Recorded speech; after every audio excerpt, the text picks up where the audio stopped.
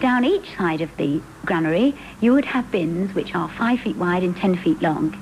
And then down the centre, there would be massive 10 feet by 10 feet bins, holding in all perhaps 3,480 hundredweight of grain. How did you work out how much grain was held? We worked it out simply by knowing how much grain each man required per day. It's 3 pounds per day. And at 480 men, that's 3,480 hundredweight.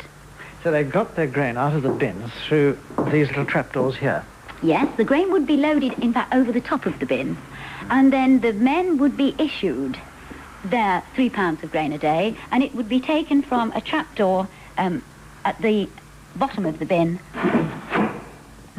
Through there? Through here. Mm-hmm. A man would bring a skillet to take his ration.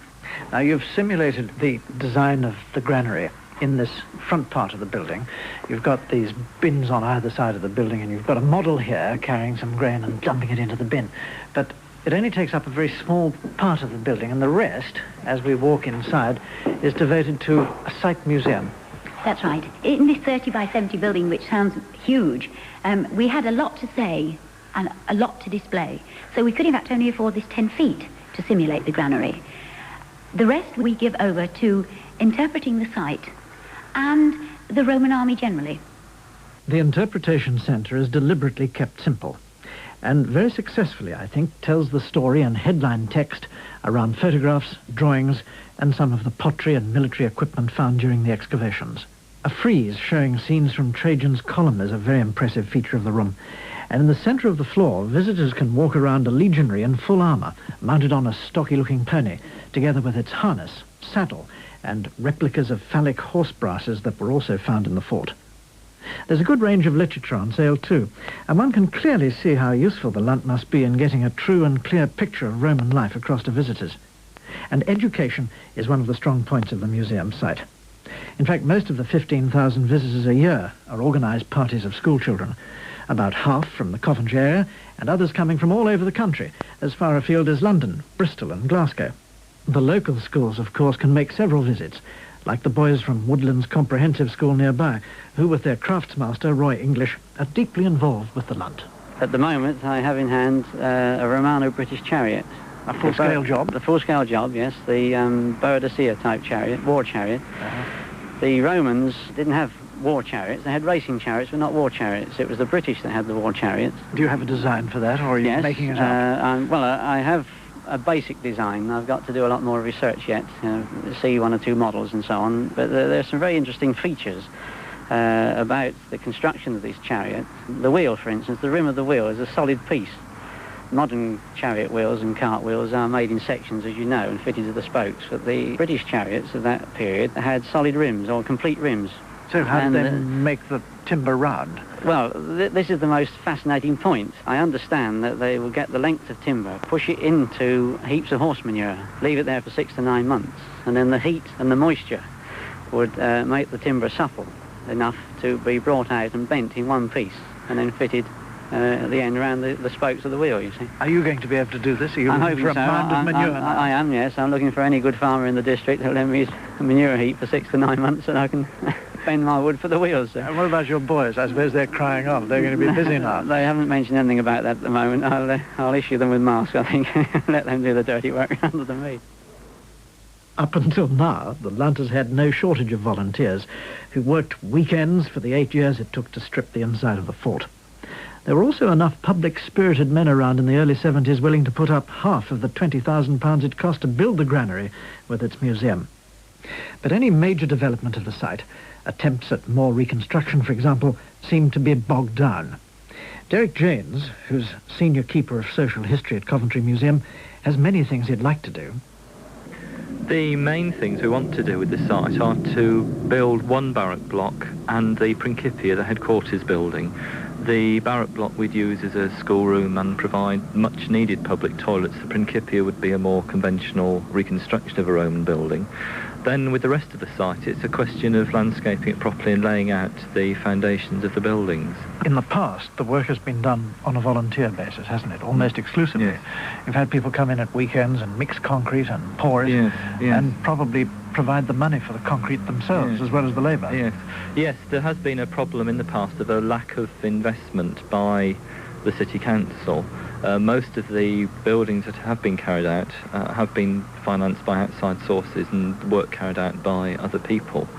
The barrack block was the first building that the city council was going to finance, and that has unfortunately fallen victim of the cuts.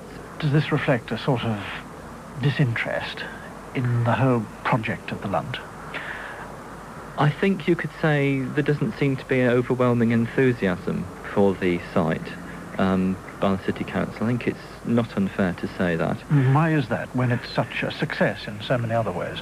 I think it's seen as being perhaps rather small beer. It has sort of 10,000, 12,000 visitors a year. It's not really known about. It's a bit out on the edge of the city. Councillors and so on don't come here very often, don't perhaps appreciate its worth. I think when they hear about it, particularly from Margaret Rylance, they get very enthusiastic about the idea. But the enthusiasm doesn't last long enough to write out a cheque. Indeed not, no, unfortunately it hasn't so far, no. Then how do you have any confidence that these plans you've got on paper will materialise? Well, at the moment, I mean, any thinking for the future in local government terms is obviously very difficult, particularly for new developments. The main worry I have for the future now really is not even that we won't get new projects built, but if we had any serious maintenance problems, there may well be a trouble there getting major works done. There is a certain amount of money available when the new security fence is built and so on, but if, say, anything went wrong with the granary, then we might well be in some difficulty. What sort of problems are likely to come up, given the age of this place? Well, with timber buildings, you've always got maintenance problems. When the Romans were here, obviously they were doing permanent maintenance work, and we just can't do that at the moment. A small example is the heating in the granary, which broke down some weeks ago and is still waiting to be repaired. As museums go, the Lunt is very cheap to run. Annual running costs amount to just under £12,000, but gate and souvenir sales contribute about £5,500, leaving the local authority with a bill of about £6,500. But local societies contribute between £300 and £500 a year, which is used for repairs or minor improvements. Derek Janes believes that with some capital investment put into the site, it could even pay its way. But I suppose the biggest surprise about this outpost of the Coventry Museum is that it exists at all, that the fort's presence should have survived to be the only one of its kind in the entire Roman world. Graham Webster, why have no other examples been discovered? There are two reasons for that. In the first place, these need not necessarily be in frontier zones. They could be at points where you collect horses, and therefore they could be anywhere within a horsey province, so to speak. And therefore military archaeologists of the Roman period would not necessarily be looking for military establishments in other areas than where they know they exist, i.e. in the frontier zones. And the other point, if you look at this one that's been reconstructed with all these massive timbers, you see it's entirely a timber structure. And when demolished, all that's left are holes in the ground where the timbers were placed. Now, it's only in the last few decades that archaeologists have got round to dealing with these very difficult and ephemeral remains below the subsoil. You need, in the first place, to strip an enormous area so that the pattern of the holes begins to make sense. And in earlier generations, all they did was to trench sites, so you never get that. So you need large-scale stripping. You need the sophisticated techniques to deal with the distinguishing recognition of these kind of subsoil discolorations. That's all they are. You don't find the timber itself, which identify these things, and then you make the plan of it. And so it is really the change in techniques which has meant that they haven't really been found before, apart from the fact that they haven't been looking for them in these other places. But the chances of finding another one are, of course, increasing as archaeologists refine their techniques. But at the Lunt, Margaret Rylance has a hunch that yet another startling discovery is only a trench or two away, in an area near the granary that she has already started to investigate. These are the western defences. We haven't looked at this in any great detail, during our excavation, we did put in a couple of trenches out there just to locate the ditches, and just dotted them through on a plan. You see, if you find it at 2 points, you can dot along to join them up. A couple of years ago, we decided to actually excavate the western defences in our usual fashion here, strip excavation. And the most amazing thing has emerged from the 50 feet that we've excavated, that it's quite likely now that the western defences are going to curve in the same way as the eastern defences do. So you've got this dog's hind leg again in the rampart. Yes, which is quite puzzling. We're now beginning to wonder why, to think about it, and it is possible that there's a gyrus on the outside that was used as a corral on the outside of this period 2 fort. So what you're saying is that you might have 2 gyruses, a matching one on the western side. Right.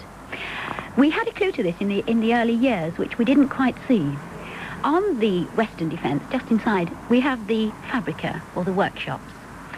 And these actually follow the curve. It's just that, not having excavated the ditches, we didn't really see this curve properly. But the clue was there, even in these early years. When are you going to know the answer? In the next couple of years, I'm going to be working with a team of students from Warwick University during the summer months, and we are going to try and strip these western defences over the next couple of years to prove it. A matching second gyrus on the western defences would certainly give scholars another unexpected puzzle to unravel. The Lunt is accepted academically as a unique archaeological monument that attracts the attention of scholars at home and abroad. A site whose ephemeral evidence has been skillfully coaxed into reality from the ground the Romans built on 2,000 years ago. But it's a project that seems to have been halted before the full story can be seen, and one for which a long-term future seems to be somewhat undecided.